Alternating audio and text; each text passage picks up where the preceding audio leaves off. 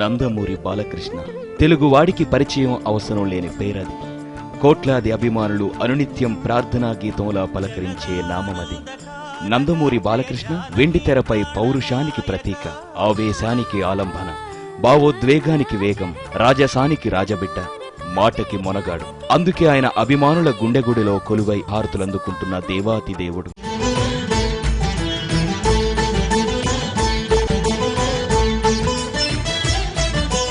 దేవా దేవా దేవర దేవాది దేవా దేవర మనిషిలో దేవుడివా సత్పురుషాయ విద్మహే. సినీ పరిశ్రమలోకి ఎందరో నటవారసులు వచ్చారు, వస్తున్నారు. కానీ నటవారసత్వానికి ఆద్యుడు బాలకృష్ణే. శ్రీరాముడు లేని రామాయణం విశిష్టత ఏమిటి? శ్రీకృష్ణుడు లేని భారతానికి ప్రాముఖ్యత ఎంత? కానీ నందమూరి తారకరాముని తర్వాత నందమూరి ఖ్యాతిని, కీర్తిని మూడో తరం వరకు కొనసాగించిన ఘనత నందమూరి బాలకృష్ణది. రాముడైనా రావణుడైనా తానే, కృష్ణుడైనా సుయోధనుడైనా తానే, భీమసేనుడైనా కీచక సార్వభౌముడైనా తానే, అర్జునుడిగా వేసిన బృహన్నలగా చేసినా తానే, నాయకుడైనా ప్రతినాయకుడైనా తానే అనిపించుకున్న ఆ నటరత్న నట సార్వభౌమ నందమూరి తారకరాముని వారసత్వంపై ఉండే అంచనాలను అందుకోవటం అనేది మామూలు విషయం కాదు. అకుంఠిత దీక్ష, కఠోర శ్రమ, అంతులేని ఆత్మవిశ్వాసంతో వారసత్వ వైభవానికి వన్నెలద్దిన వంశోద్ధారకుడు బాలకృష్ణ. బాలయ్య అందమైన రూపం వెండి తెరపై ఎన్నో ఉత్తమోత్తమ పాత్రలకు ప్రతిరూపమైంది. తన నవరస అభినయ కౌశలం పౌరాణికాలకి ప్రాణం, జానపదాలకి జీవం, చారిత్రక వైభవానికి సాక్ష్యం. మాయా జ్యూత విజయ మధుమతోన్మత్త దుర్యోధన, నీ దురంకారానికి తగిన ప్రతీకారం చేస్తాను.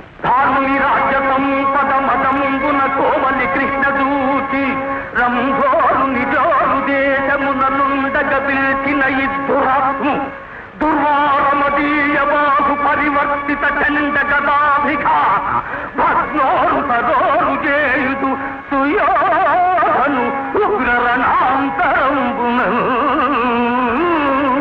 తాతమ్మ కలతో బాలనటునిగా ప్రారంభమైన ఆయన నట ప్రస్థానం 100 చిత్రాలకు చేరువలో ఉంది. ఈ సుదీర్ఘ నట ప్రస్థానంలో ఆయన ఎన్నో ప్రయోగాలు, సాహసాలు చేశారు. కథానాయకునిగా కెరీర్ తొలినాళ్లలో వచ్చిన మంగమ్మగారి మనవడితో తెలుగుదనానికి తెరరూపమై, పల్లెదనానికి ప్రతిరూపమై, గ్రామీణ చిత్రాల వరవడికి నాంది పలికారు.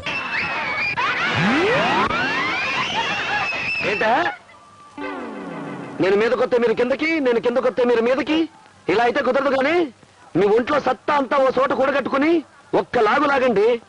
ఒకే దెబ్బకి పగిలిపోద్దా, బద్దలైపోద్ది.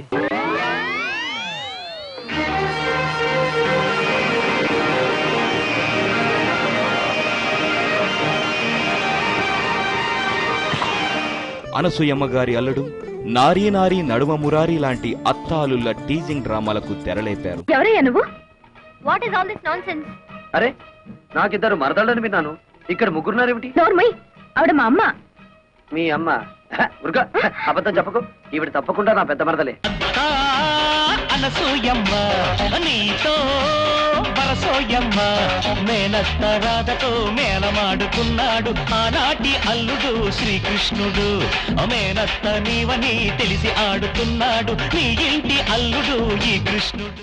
మాస్ హీరోగా పతాక స్థాయి ఆదరణ పొందుతున్న సమయంలో ఆదిత్య 369 లాంటి సైన్స్ ఫిక్షన్ చిత్రంతో ప్రయోగం చేసి ఔరా అనిపించారు. సత్యము, ధర్మము, దయ తమ జీవితాశయాలుగా భావించి కులమత భేదరహితంగా విజయనగర సామ్రాజ్యాన్ని పరిపాలించిన సార్వభౌములకు, మా పెద్దలకు అంజలి ఘటిస్తున్నాం. జానపద చిత్రాలు తెరమరుగవుతున్న సమయంలో భైరవ ద్వీపం చిత్రంతో జానపద జావలిని ఎగురవేశారు. అమ్మకు తెలియని ఏమున్నది స్వామి? సంగీతంతో అగ్ని జ్వలిస్తుంది, మేఘం వర్షిస్తుంది, చెట్లు చిగురిస్తాయి, వేయేళ సాక్షాత్తు ఆ దైవమే ప్రసన్నమవుతుంది. అటువంటి సంగీతానికి నిర్ణయమైన ఈ పవిత్ర స్థలంలో హింసాచర్యలు భావ్యమా? అట్లయినా నీ సంగీతముతో ఈ ఆలయ ఘంటలు ముగించగల శక్తి నీకున్నదా? తమ ఆశీస్సు లభించాలే గాని అసాధ్యమైనది ఏమున్నది? శ్రీ తుంబుర నారదనాదామృతం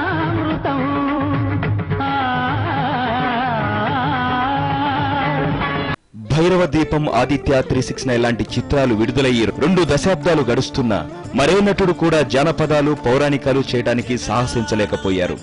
మళ్లీ శ్రీరామరాజ్యం చిత్రంతో పౌరాణికానికి పూర్వ వైభవాన్ని కల్పించబోతున్నారు బాలకృష్ణ. పౌరాణికాలు ఉనికిని కోల్పోయిన సమయంలో శ్రీకృష్ణార్జున విజయం లాంటి పూర్తి స్థాయి పౌరాణిక చిత్రంతో పాటుగా ఎన్నో సాంఘిక పౌరాణిక చారిత్రక పాత్రల్లో నటించి ప్రేక్షకులని అలరించారు. నీలాంటి భక్తుణ్ణి ఎంతవరకు కని విని ఎరగను. అడిగినట్టే అడిగి నన్ను మూగబోయేలా చేశావు. ప్రపంచమంతా గెలుపులో ఆనందాన్ని చూస్తుంది. నేను మాత్రం ఎప్పుడు భక్తుల చేతుల్లో ఓడిపోయి ఆ ఓటమిలో ఆనందాన్ని చవి చూస్తాను. రా, నిన్ను నాలో ఐక్యం చేసుకుని నువ్వే నేనైపోతాను.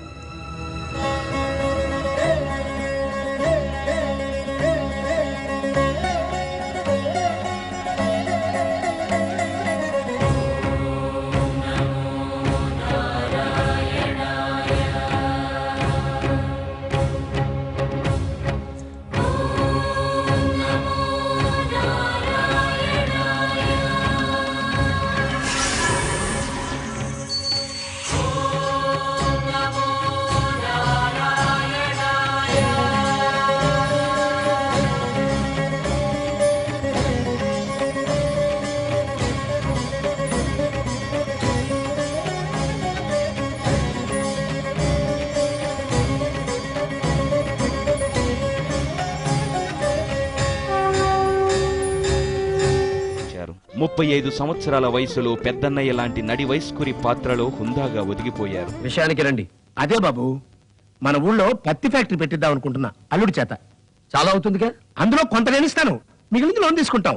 కావాలంటే మన సాయి వాళ్ళకు కూడా వాటాలు ఇస్తాం. కాకపోతే ఆ లోన్ కి షూరిటీగా షూరిటీగా మీ 200 ఎకరాల కొబ్బరి తోట పెడితే 200 ఎకరాల భూమిని తీసుకెళ్లి మనకు తెలియని వ్యాపారంలో పెట్టి అందరి ఆస్తి పోగొట్టే కంటే ఆ 200 ఎకరాల కొబ్బరి తోటలో వ్యవసాయం చేయమనండి. ఇంజనీర్ అని మీ తమ్ముని చేసుకున్నాను గాని వ్యవసాయదారుడని కాదండి. వ్యవసాయం చేస్తే వదిలేస్తావా? ఇదే బుక్ లో సెక్షను. ఇంత చదువు చదివి వ్యవసాయం ఏంటన్నయ్య? నువ్వు వ్యాపారం చేస్తావో వ్యవసాయం చేస్తావో నాకు అనవసరం. ఇది ఉమ్మడి ఆస్తి. తాకట్టు పెట్టడానికి ఈ ఇంటి పెద్దగా నేను అంగీకరించను. ప్రేమ కథల హోరుతో, హాస్య చిత్రాల జోరుతో మా సినిమా మనుగడ మసకబారి స్టార్డమ్ విలువ కోల్పోతున్న సమయంలో తెలుగు సినిమా దశని దిశని నిర్దేశించి మా సినిమాకి హీరోయిజానికి పునర్వైభవాన్నిచ్చారు బాలకృష్ణ. నీ బావ గొయ్యిలో పడుకున్నాడు. గుడైపోయిందిరా. లేకపోతే పోనీ నీ ఊరి నడిబొట్టులో చూసుకుందావా? ప్లేస్ నువ్వు చెప్పినా సరే, నన్ను చెప్పమన్నా సరే, టైం నువ్వు చెప్పినా సరే, నన్ను చెప్పమన్నా సరే, ఎప్పుడైనా సరే, ఎక్కడైనా సరే.